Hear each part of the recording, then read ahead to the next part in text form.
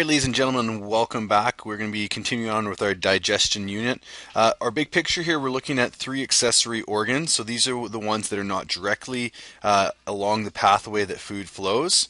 So this is going to be the pancreas. It's going to be the gallbladder. And then also it's going to be the liver. Okay, so each of those contribute to digestion in different ways, and so we're just going to tackle them right now. Okay, so pancreas, we just said it's connected to the small intestine. It makes and sends pancreatic juice. What is the pancreatic juice? It is 1, sodium bicarbonate. So this is what neutralizes the acidic pH coming from the stomach. So if we don't neutralize it, that acidic pH will do one of two things. It will break down the intestinal wall because there's no mucus to line it. And it'll also, so break down wall. I'm pretty sure this pen's terrible for you to see, so sorry about that. So it breaks down the wall. And the other thing it does is this is if we'd have to say prevents. And the other thing is that it provides an optimal pH. Because that pH of 1 to 2 coming from the stomach would cause all of our enzymes in our small intestine to be denatured. So this creates the optimal pH of around 8 in order for them to function properly. The next thing that's going to be produced is lipase, and this is the enzyme that breaks down fat into our glycerol and fatty acids. The next one is trypsin. So this is involved in the protein breakdown.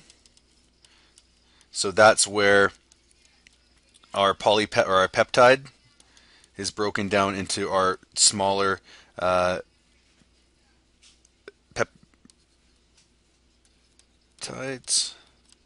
so smaller. Okay, and then also pancreatic amylase, and this is used to break down starch into maltose, so any of that starch that makes it through our mouth and doesn't get broken down. And the other two things, nucleases, which we're not going to talk about much, so this breaks down nucleic acid, and then also water, which we need for our hydrolytic enzymes. So in order for our enzymes to be able to break things apart, those water, H and OH, have to join those monomers. So you can pause that and get it down. So the next one we just talked about, the gallbladder. It's connected to the liver and the small intestine. It stores and sends bile through that bile duct, which we just talked about. As you guys can see here, we have our common bile duct again, which is going to be connected the liver and the gallbladder, which is going to meet up with the pancreatic duct. Oh, sorry, that was the common hepatic duct, and then here's our common bile duct here. So you don't have to know those ones. We'll talk about them a bit in class, though. Oops, sorry. Okay. And finally, the liver. This is the acronym that we have, B.B.B.B.B.U. And we have 1B is standing for blood sugar, so it regulates it. Blood sugar. Oops, regulates blood sugar by absorbing, I guess we could say absorbing, or releasing glucose in response to certain hormones. The next one is blood detoxification. So blood's going to go through our liver and it's going to start breaking down and removing any toxins. So it removes toxins. So this is a picture of psoriasis of the liver. And so what happens, you can see, is that once too much alcohol is going through the liver, it's just too much. Anytime you're doing a job, if you're overwhelmed, you're not going to be able to do your job properly. And so this is basically breakdown, necrosis of your liver. So if you keep this up, they're not going to be functioning. You won't be able to detox anything, and you will die. Bile production, as we know, bile is then stored in the gallbladder. We'll just call it the GB, and that's for that breakdown of fats. Blood protein production, so there's certain proteins that travel in the blood. They're going to be produced here. We're going to be talking about what the proteins are when we get into circulation and blood clotting, but for now just know that they produce them. Red blood cells are broken down. Red blood cells have a shelf life of around 90 days to maybe 120, 3 to 4 months. they're always going in and out of cells and capillaries, and they just keep getting rubbed and irritated and abrased, and eventually they break down. Once they do, the liver does that. Okay, and you might have heard of something, I'm not even sure how to spell this, jaundice.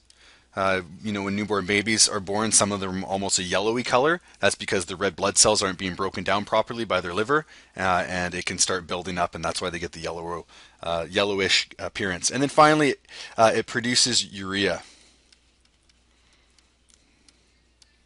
So these nitrogen-based products that we have, like our proteins, when we start breaking down some of these proteins or other toxins, it sends it as urea, which is going to go into your urine and then excrete it out that way. Okay, so B.B.B.B.B.U. All right, so we're going to have to know what each of those do, not just what they are. Okay, last couple things here. This is also part of the pancreas, but it's related to the liver. It's the role of insulin and glucagon. Those are both hormones that are going to help regulate our blood sugar. Just to backtrack a couple things, you might want to write these down. There's two types of glands. We have an exocrine gland and an endocrine. Exocrine, like exit, means that whatever you're secreting is going to go into an organ or duct. Endocrine is where it's whatever's secreted is going to go into the bloodstream. Okay, so into the blood, or this one's going to exit and go into basically an organ or a duct. These would be the digestive secretions, enzymes that we're talking about, and the things that are going into the blood are things like hormones like insulin and glucagon. So, let's just look at insulin first of all. So what's going to happen is if there's increase in blood sugar, so I'm going to put BS, but you can write it out longer if you want. If there's increase in BS, I can understand how that looks right now. What's going to happen is the pancreas is going to detect it. They have specialized sensors that say, oh my goodness, there's too much blood sugar, we need to lower it, otherwise we can have some health implications. So what it does is it secretes, and by I mean it is the pancreas, secretes insulin. Insulin travels in the blood to the liver, where it binds to a receptor protein, like we talked about in the cell membrane. So it binds to receptor protein. And that receptor protein sends a signal to the glucose channels to open. And what happens is glucose enters the liver and is stored as a different type of molecule, which is a polymer of glucose, which is glycogen. Stored as glycogen. Okay? And so what that does is it removes the glucose from the blood sugar, and that causes the blood sugar to go down. Okay? So you're going to want to pause that to get that down. While you're pausing it, I'm going to erase all of this so I can actually write what glucagon does. Okay, now that you wrote that down, glucagon basically has the inverse function. When there's a decrease in blood sugar, because we've used up all of our glucose in our cellular respiration, the pancreas again detects it. Instead of secreting insulin, it secretes glucagon. And yes, I realize that there's a lot of G words, glycogen, glucose, glucagon. So what glucagon does is it does the same thing. It travels through the blood, and it binds to receptor proteins. It will be a different receptor protein.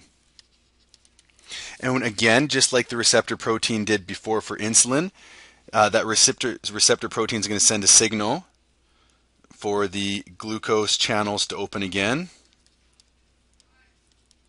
And since there's such a low glucose concentration outside the liver cells, glycogen breaks down,